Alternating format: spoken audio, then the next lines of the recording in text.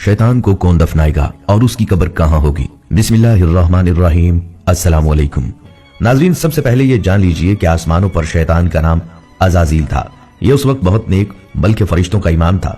ये ताऊस मलाइका, बादशाह अफलाक, फरिश्तों का इमाम, मुकर्रबीन का सरदार, जन्नत के बैतुल माल का खाजन और मुअल्लम मलाइका था। खालिक़ कायनात के चंद मुकर्रब तरीन मलाइका में से था।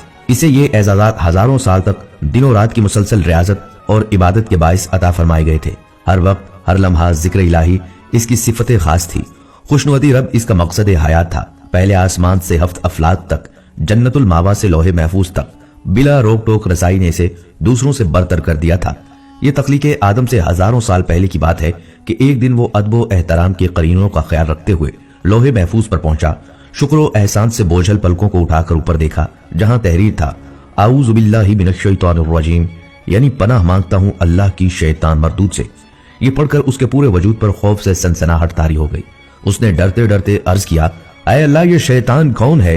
बारगाहे खुदाबंदी से निदा आई, ऐ अज़ाज़ील, ये निहायत आबिद, जाहिद, बरगुज़ीदा और मेरे मुकर्रबीन खास में से है, लेकिन ये तकब्बर में मुब्तला होकर मेरी हुक्मदूली करेगा।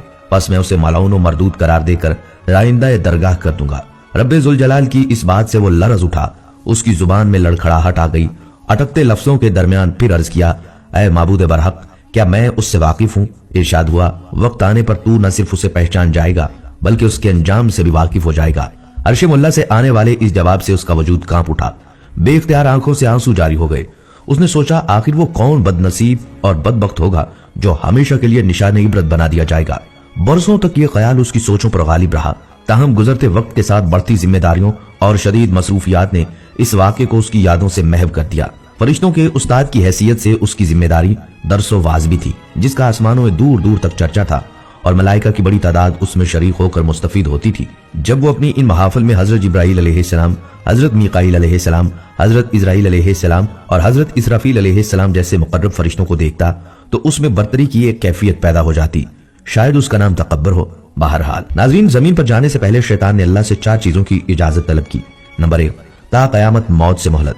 नंबर 2, अहले जमीन को बहकाने की कुव्वत। नंबर 3, हियत तब्दील करने की सलाहियत। नंबर 4, औलाद कसीर और उनकी तवील उम्रें। अल्लाह ताला ने फरमाया, जा, तुझे इजाजत है, लेकिन मेरे नेक बंदे तेरे फरेब में नहीं आएंगे और जिसने तेरा साथ दिया मैं तुझसे और उनसे जहन्नम को भर दूंगा। नाज़रीन, जब शैतान मरदूद को अल्लाह ताला ने जन्नत से निकाल दिया तो उसने अल्लाह ताला से कयामत तक के लिए मोहलत मांगी कि कयामत से पहले तक मुझे मौत ना आए। लेकिन अल्लाह पाक ने उसे मुकर्ररा वक्त तक, यानी एक खास वक्त तक मोहलत दी, जिसे कुरान मजीद में यूं बयान किया गया है।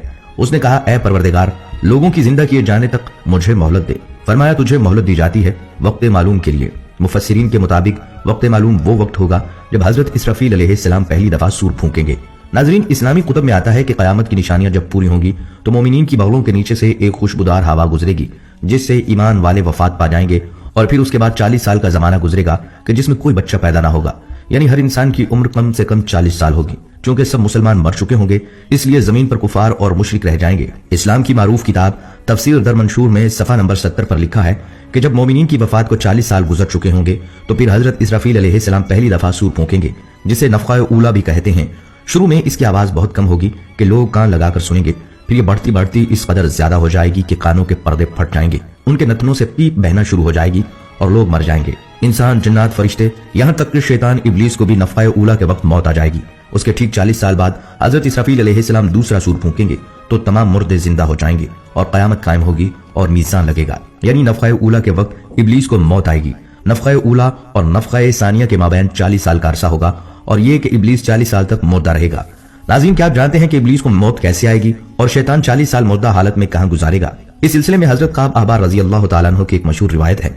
हजरत काब बिन अहबार रज़ी अल्लाह तआला अन्हु फरमाते हैं कि जब अबुल बशर यानी हजरत आदम अलैहिस्सलाम की वफात का वक्त आया तो वो परेशान हो गए और अल्लाह पाक से अर्ज गुजार हुए, ऐ अल्लाह, मेरी मौत से मेरा अज़ली दुश्मन बहुत खुश होगा क्योंकि मैं मरने वाला हूँ और वो क़यामत तक जिंदा रहेगा। उसी वक्त मलकुल मौत हजरत इजराइल अलैहिस्सलाम हजरत आदम अलैहिस्सलाम की खिदमत में हाजिर हुए और फरमाया, ऐ अबुल आदम, आप वफात के बाद जन्नत में रहेंगे, जबकि इब्लीस क़यामत तक दुनिया में रहेगा और फिर क़यामत से 40 साल पहले उसको ऐसी मौत आएगी کہ وہ पूरी दुनिया के इंसानों जितनी मौत की तकलीफ बर्दाश्त करेगा और फिर उसका वाहिद ठिकाना जहन्नम होगा। हजरत काब रज़ी अल्लाह तआला अन्हु मजीद फरमाते हैं कि हजरत आदम अलैहिस्सलाम मलकुल मौत से फरमाने लगे कि मुझे इब्लीस की मौत का मंजर बयान करो, तो मलकुल मौत ने इब्लीस की मौत का हाल बयान करना शुरू किया। तो वो इतनी दर्दनाक मौत थी कि हजरत आदम अलैहिस्सलाम अपने आंसुओं पर काबू न रख सके। लोग हजरत काब अहबार रज़ी अल्लाह तआला अन्हु से कहने लगे, हमें भी इब्लीस की मौत का कुछ हाल बयान फरमाएं। कुछ लोगों की बेजा फरमाइशों पर हजरत काब रज़ी अल्लाह तआला अन्हु ने इब्लीस की मौत का मंजर कुछ यूं पेश किया। अल्लाह ताला मलकुल मौत से फरमाएंगे कि मेरी गैज़ो गज़ब और गुस्से का लिबास पहन कर जाओ और इब्लीस की रूह कब्ज करो और इब्लीस से तमाम इंसानों और जिन्नों से ज्यादा सख्ती करना। जब मलकुल मौत गज़ब और गुस्से से भरकर बहुत से फरिश्तों के साथ इब्लीस की रूह कब्ज करने आएंगे तो जो भी आसमान और जमीन में उनको देख लेगा वो फौरन ही मर जाएगा। जब मलकुल मौत इब्लीस के पास पहुंचेंगे वो धाड़े मार मार कर रोएगा।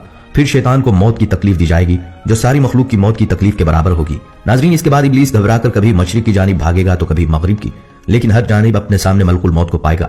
समंदर में छुपने जाएगा लेकिन समंदर उसे जगह नहीं देगा। शैतान आसमान की तरफ भागेगा तो वहां मुकर्रर फरिश्ते उसको आग के कोड़े मारेंगे। जिसके बाद शैतान हजरत आदम अलैहिस्सलाम की कब्र पर जाएगा और हजरत आदम अलैहिस्सलाम की कब्र के पास खड़ा होकर कहेगा, ऐ आदम, तुम्हारी वजह से मैं मलऊन और मरदूद बना, काश तुम पैदा ही ना होते। फिर मलकुल मौत से कहेगा, कितनी सख्ती और तकलीफ के साथ मेरी जान निकालोगे?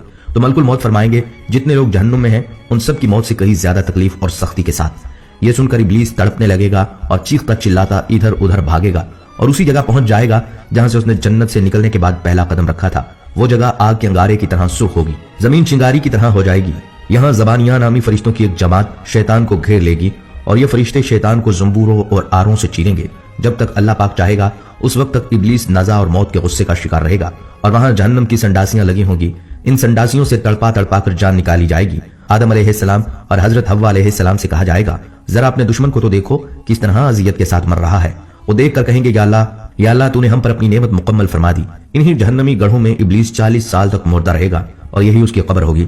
फिर 40 साल बाद दोबारा इसराफील अलैहिस्सलाम सूर फूकेंगे तो तमाम मुर्दे जिंदा हो जाएंगे और हिसाब किताब का अमल शुरू हो जाएगा। ख़वातीनो हजरात, रात को सोने से थोड़ी देर पहले अपना एहतसाब कर लिया कीजिए कि आज सुबह से लेकर शाम तक मैंने अल्लाह ताला की कितनी नाफरमानियां की हैं और कितनी फर्माबरदारियां की हैं।